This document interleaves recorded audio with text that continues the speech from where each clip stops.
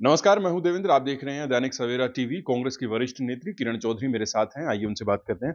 Ma'am, सबसे पहला सवाल, बजट सत्र को ओवरऑल कैसे देखें?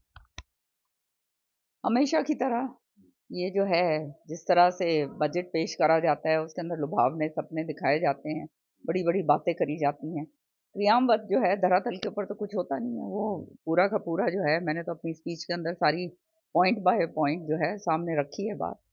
और ये तो लोगों को भी नज़र आ ही रहा है, जो हालात हो रहे हैं। और जब इतना ज़बरदस्त हम कर्ज़े में डूबे हुए हैं, कर्ज़े के ऊपर कर्ज़ा लिया जा रहा है, कर्ज़े को सर्विस करने के लिए कर्ज़ा लिया जा रहा है मार्केट से, तो आप समझ सकते हैं अब ये तो आंकड़े जो हैं अब इधर मरोड़-तरोड़ के आप कुछ भी बता दीजिए। सच्चाई जो है वो धरातल पे है, कोई विकास नहीं हो रहा। जो हमारे केंद्र पूल से जो हमारे को पैसा मिलना चाहिए पूरा वो हमारे को नहीं मिल रहा। डबल इंजन की सरकार कहते हैं और जो है सब्सिडी जो है केंद्र ने पूरी की पूरी हमारी उस पे इतनी ज़बरदस्त कटौती कर दी है, तो जिसके ऊपर जो है हमारा एग्रीकल्चर डिपार्टमेंट के ऊपर उसका जो है असर पड़ता स्पष्ट नज़र आता है। जी। तो जो है एमएसपी जो है एमएसपी की बात कहते हैं कि हम 14 फसलों पे एमएसपी दे रहे हैं। सच्चाई कुछ और है। बाजरे की फसल जो है जो 2000-2300 रुपए की जो एमएसपी थी, औने-पौने दाम में जो है 1500-1700 में जो है बेचने पर मजबूर हमारा किसान भाई हुआ है।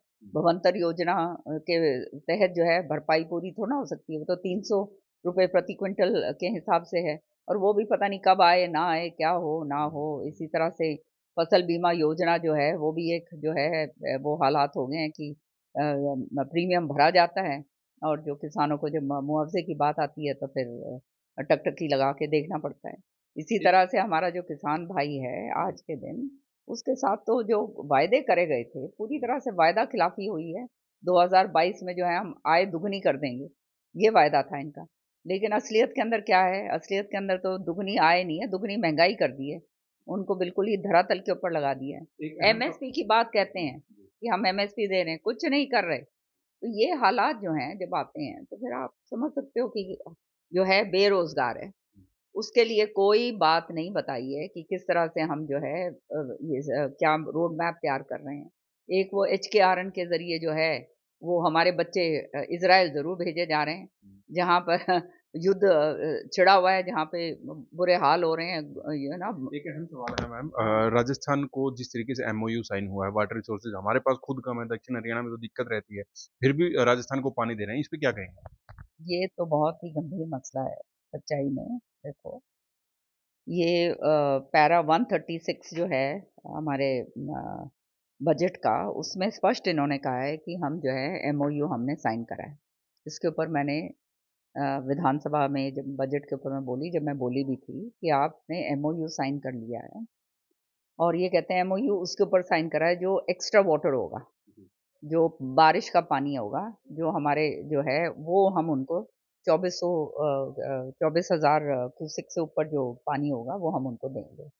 सच्चाई ये है और कि पाइपलाइन जो है हम ले डाउन करेंगे हिसार और भिवानी और इधर सारा कुछ हम ले डाउन करेंगे महेंद्रगढ़ साइड में। लेकिन सच्चाई ये है कि आज तक राजस्थान के साथ ये हमारा ये झगड़ा पानी का रहा है। जो हेड है जो हमारा ताजेवाला जो वर्क्स है, वहाँ पे क्या कहते हैं आप सोर्स के ऊपर आप जो है पाइपलाइन राजस्थान डाल के ले जाएगा, तो हमारे पास तो रह क्या गया? कल जो है पानी ज़्यादा हो, कम हो जो है उसके वो तो फिर बाद में फिर तो झगड़ों के बात बनेगी। दूसरी बात ये है कि हरियाणा ने हमेशा जो है ये sharing of Jamuna water from Tajewala head works जो है अपोज़ करा है। हमने हमेशा अपोज़ करा है कि भई हम पानी हमारे पास खुद ही नहीं है, हम कैसे आगे देंगे? और स्टेट ऑफ राजस्थान ने हमारे को अपोज़ करा है। जब हम कंस्ट्रक्शन हो रही थी हमारी हांसी-बुटाना लिंक नहर जब हमारी बन रही थी, तब उन्होंने जो है हम सुप्रीम कोर्ट के अंदर रिकॉर्ड के ऊपर बात है, उन्होंने हमारे को अपोज़ करा था। हैं, हमारा पानी हमारी नहर बनने के लिए। आज जो है हम क्यों इतनी दरियादिली दिखा रहे हैं और उनको पाइपलाइन लेके जाने दे रहे हैं। वो अगर हमारे पास एक्स्ट्रा पानी आता है बरसात का, तो आप पैसा लगाकर वो पानी को आप हमारी तरफ लेकर आइए। और अगर आपके पास इतना ज़्यादा पानी बरसात का हो रहा है, तो आप उसको आगे और ले जाइए गुड़गाँव, रेवाड़ी सारा मेवात साइड तक ले जाइए, इधर हिसार तक ले जाइए पूरा महेंद्रगढ़ जिला और ये हमारा जो है रिचार्ज की बात जो है ना, आज के दिन क्या हालात क्या हो गए हैं कि डार्क ज़ोन हो गए हैं। और डार्क ज़ोन का मतलब ये है कि नीचे जो भूजल जो स्तर है वो बहुत नीचे जा चुका है। अब जब ये भूजल स्तर नीचे चला जाता है, तो क्या कहते हैं रेड ज़ोन हो जाता है, डार्क ज़ोन हो जाता है, पीने के लिए पानी का प्रॉब्लम हो जाती है। तो आप पाइपलाइन डालिए ना, हमारा जो है हमारे तो डेज़र्ट एरियाज़ हैं।